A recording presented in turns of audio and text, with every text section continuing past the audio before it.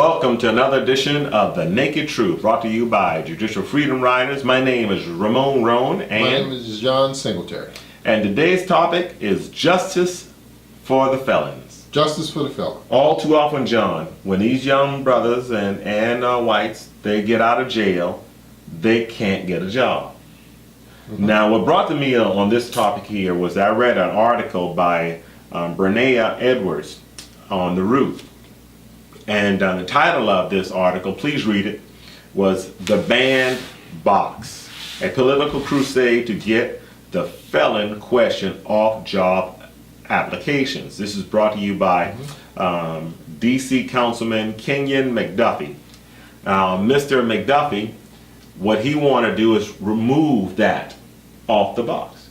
Why do you, if I paid what he's saying here, you paid your dues. If I paid my dues, society, why, right. With a milestone around your neck. Why? That's exactly. You know exactly. Why would I have to do that? So how am I going to be able? Because when you do this, when you stigmatize them, and I think that Michelle Alexander talked about it in her book, The New Jim Crow, was that you increase recidivism.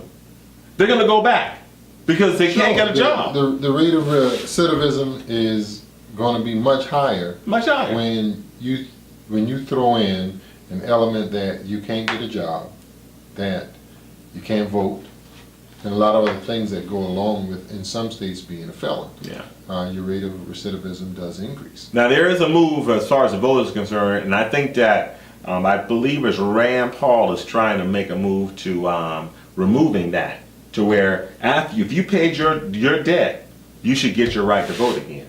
Sure. But many times, right now, is that you lose your right to vote. Sure. So if you paid your debt, it's been paid, then why is there a continual a situation where you are denied the simple benefits of the Constitution? Exactly. So if this guy comes out as a felon, he comes out, he can't get a job to support his family.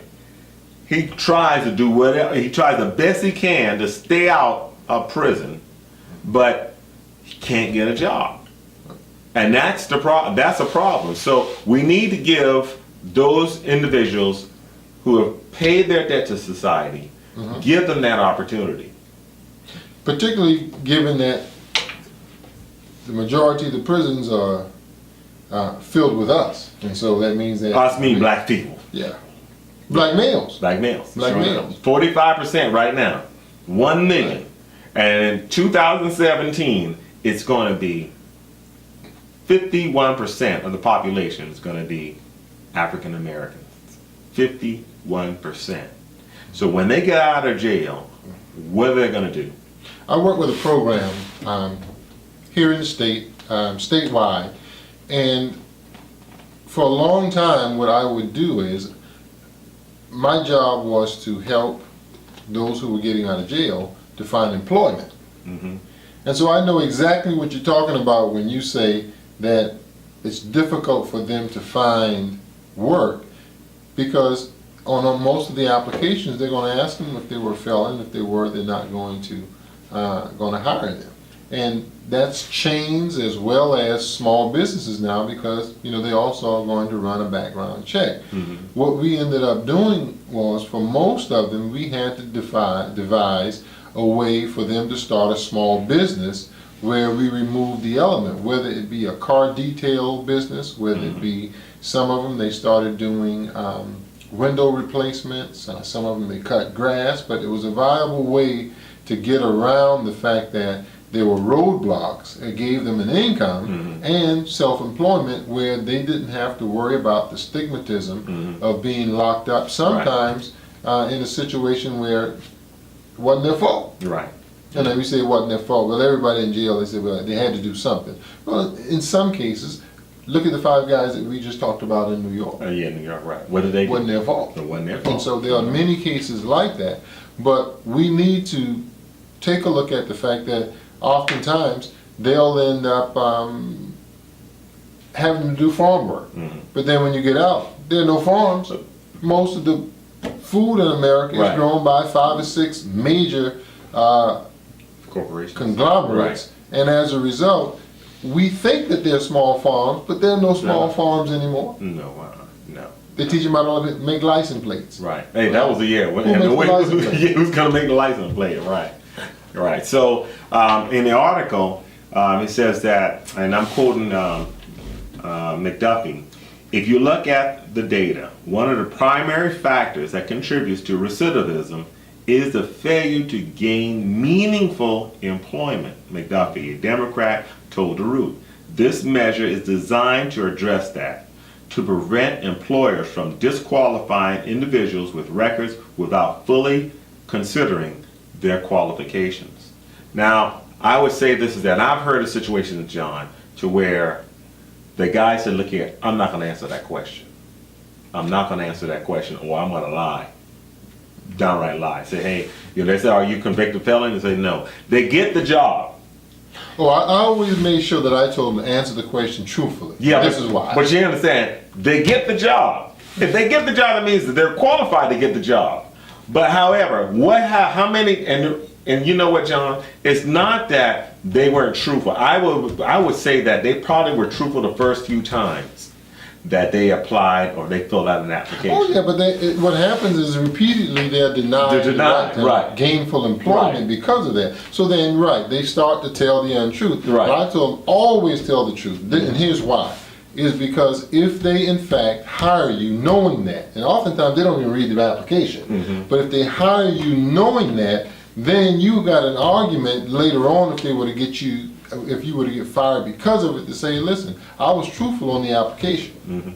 And you hired me anyway. Now for you to come back and say that that's a reason to let me go, now we've got a legal issue. Right. But more importantly, if you get on the job and you do well, like we had a couple of them that got on the job, they told the truth, they were doing well enough to get promoted. Well, once they got promoted, then they ran the background check because they wanted to promote them to managers. And then at that point, they said, hey, you got a felon. I said, well, yeah, if you look at my application, I say that at the beginning that I had a felon. Right. But they still fired him. They still fired him. Right. And here it is. It's ironic that because someone's doing well, and you got something in your past that has been taken care of, you've been allowed to move forward by the court system, and now it's still being held against you. Right. And so what it means is you never get over anything that happens in your past. Right. Right. Well, it's not. It's an issue that needs to be addressed. Of course. And this issue needs to be addressed because here we are 50 years after the Civil Rights Act of 1964, and there needs to be a Civil Rights Act, an amendment to it, or a law that says, look, after this man or woman have paid their debt to society for a crime that they committed, that they are reintroduced back to society with their full rights. Like if you file a bankruptcy and they clean your slate, they call it a fresh start. Right.